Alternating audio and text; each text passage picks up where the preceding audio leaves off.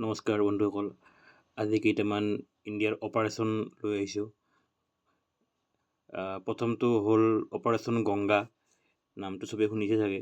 এইটো হ'ল to rescue Indian citizen during Russian invasion to Ukraine আৰু ৰাছিয়াৰ মাজত যেতিয়া যুদ্ধ আৰম্ভ হৈছিল তেতিয়া ইণ্ডিয়াৰ মানুহখিনিক আনিবৰ কাৰণে ৰেস্কিউ কৰাৰ কাৰণে এইটো অপাৰেশ্যন কৰা হৈছিল। এই অপাৰেশ্যনটোৰ নাম দিয়া হৈছে অপাৰেশ্যন গংগা। নেক্সটটো হ'ল অপাৰেশ্যন কাবেৰী। অপাৰেশ্যন কাবেৰীটো to rescue Indian citizen and foreign national during Sudan conflict.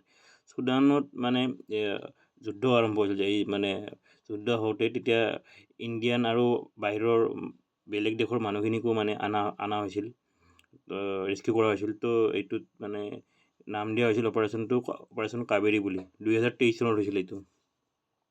Next operation ড'ষ্ট।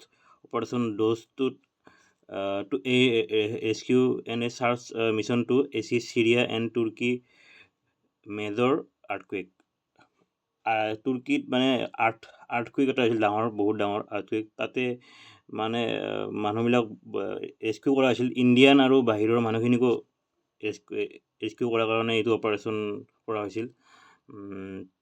এইটো অপাৰেশ্যনৰ নাম হ'ল অপাৰেশ্যন ড'ষ্ট আৰু 2023 চনত এইটো অপাৰেশ্যন কৰা হৈছিল। Next operation Maitri. অপাৰেশ্যন মৈত্ৰীটো হ'ল এই rescue mission in Nepal by Indian government after devastating earthquake. এইটো ছেইম আৰ্থকুৱেকে হয়। এই আৰ্থকুৱেক হওঁতে যিখিনি মানুহ মানে মানুহখিনি উদ্ধাৰ কৰাৰ কাৰণে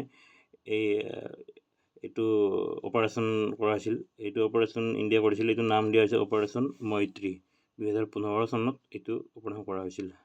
নেক্সটটো হ'ল অপাৰেশ্যন দেৱী শক্তি। এইটো অপাৰেশ্যনটো evacuate Indian and foreign national from Afghanistan after fall of Islamic Republic of Afghanistan. মানে আফগানিস্তানৰ চৰকাৰখন পতন হওঁতে হৈছিল, তালিবানে ইহঁতক মানে কব্জা কৰি লৈছিল। তেতিয়া তাৰ মানুহখিনি অনাৰ কাৰণে এইটো অপাৰেশ্যন কৰা হৈছিল। ইণ্ডিয়াৰ মানুহখিনি আৰু ফৰেইন যিখিনি বাহিৰৰ মানুহখিনিকো মানে ইণ্ডিয়ান গভৰ্ণমেণ্টে অনাৰ ব্যৱস্থা কৰিছিল, উদ্ধাৰ কৰাৰ ব্যৱস্থা কৰিছিল। তো তেতিয়া এই অপাৰেশ্যনটো মানে কৰা হৈছিল। এইটো অপাৰেশ্যনৰ নাম দিয়া হৈছে অপাৰেশ্যন দেৱী শক্তি। 2021 চনত এইটো হৈছিল, মানে তালিবানে কব্জা কৰিছিল।